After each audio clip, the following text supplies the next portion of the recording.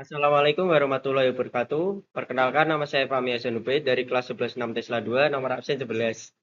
Saya akan mempresentasikan analisis regresi dan korelasi pengaruh lama bermain TikTok dengan nilai rapor fisika SMA Negeri 4 Semarang.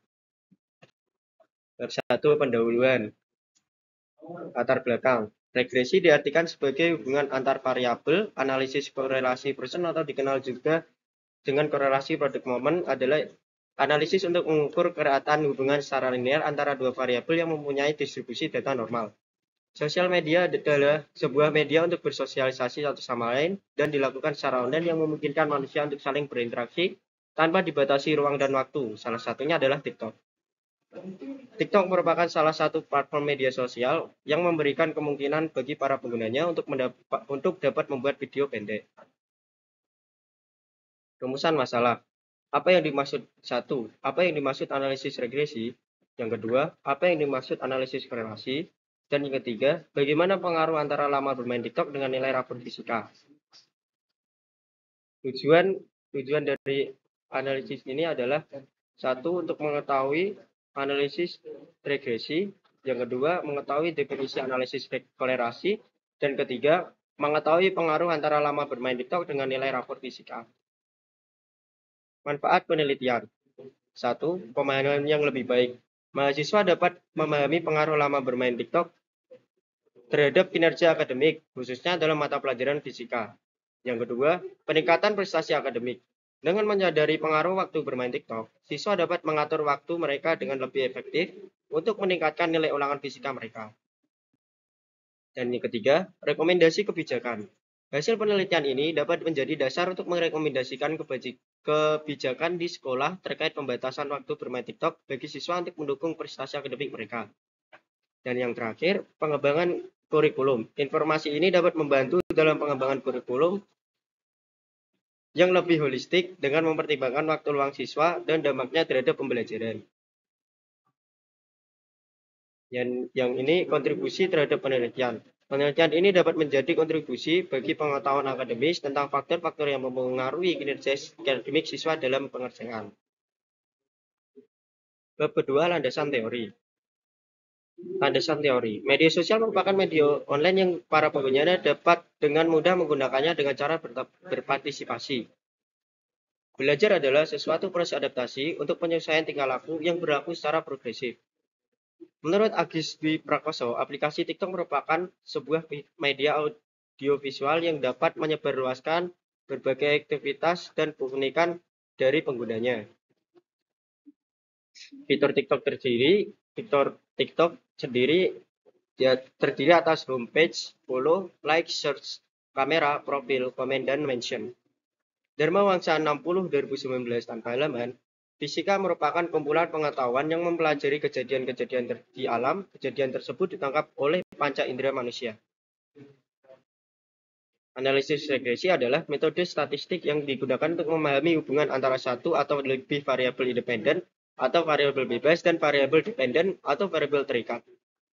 Analisis korelasi adalah metode statistik yang digunakan untuk menilai seberapa kuat hubungan antara dua variabel.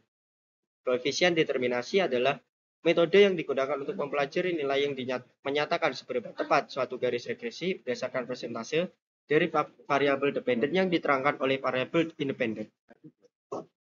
Bab 3, metode penelitian.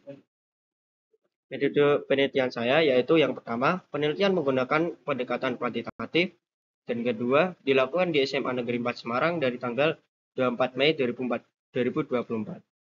Yang ketiga, penelitian ini menggunakan sampel sebanyak 31 orang. Yang keempat, data dikumpulkan dengan menggunakan angket. Ya, baik, teknik analisis data sendiri ada rumusnya. Yang pertama adalah B sama dengan SSXY sama per SSXX. Dan yang kedua, Y topi sama dengan A tambah BX.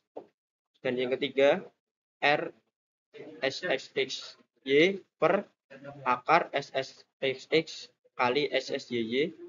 Dan yang keempat ada koefisien determinasi yaitu R kuadrat kali 100%. Ya, di sini ada kriteria tingkat korelasi, 0, tidak korelasi, dan seterusnya. Bab 4, hasil dan pembahasan. Hasil yang saya peroleh dari angket tersebut ya seperti ini, metode manual seperti ini, dan sudah saya hitung secara manual. Hasil sendiri didapat jumlah total adalah 31 data X, yaitu 95,3. Jumlah total tersebut kemudian dibagi 31 untuk mendapatkan hasil rata-ratanya, yaitu 3,07419,355. Untuk nilai Y didapat jumlah total yaitu 2.648.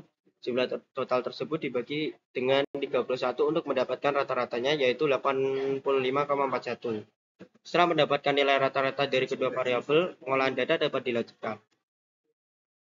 Dan nilai dari SSXY dan XSXX dapat dicari untuk mendapat nilai B menggunakan rumus XSXY, SSXX, dan SSYY, dan didapatkan nilai SSXY sama dengan min 342,46456161 dan nilai SSXX sama dengan 82,319355484. Nilai B dihitung dengan membagi dengan didapat nilai B yaitu B 29066,665. Nilai A dihitung menggunakan rumus A sama dengan min B, dan didapat nilai A adalah 98,209.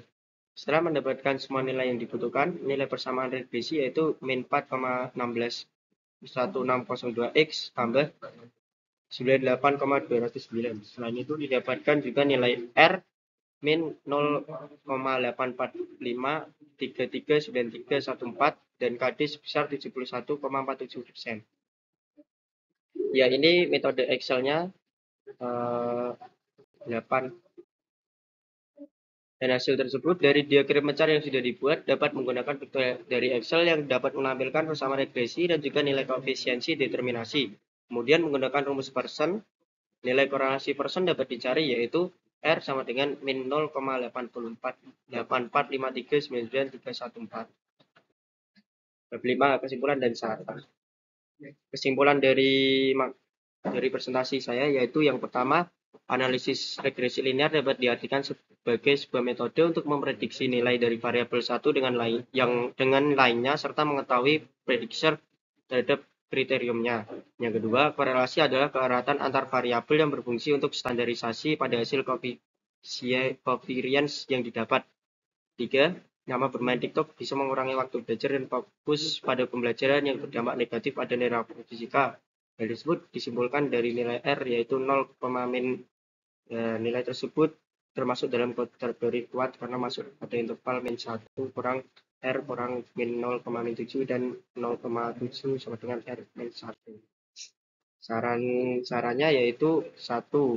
Bermain TikTok bisa menjadi kegiatan yang menyenangkan, tapi penting untuk menemukan keseimbangan antara hiburan dan tanggung jawab akademis. Terlalu banyak waktu yang dihabiskan untuk TikTok bisa mengganggu fokus dan waktu yang seharusnya digunakan untuk belajar.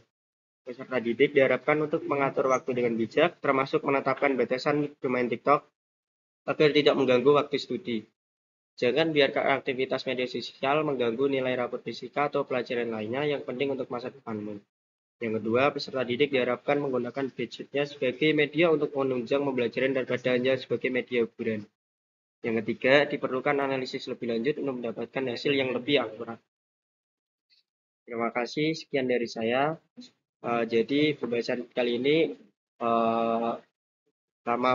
pengaruh lama bermain TikTok dengan hasil rapor fisika adalah sangat kuat dan sangat berpengaruh. Terima kasih. Wassalamualaikum warahmatullahi wabarakatuh.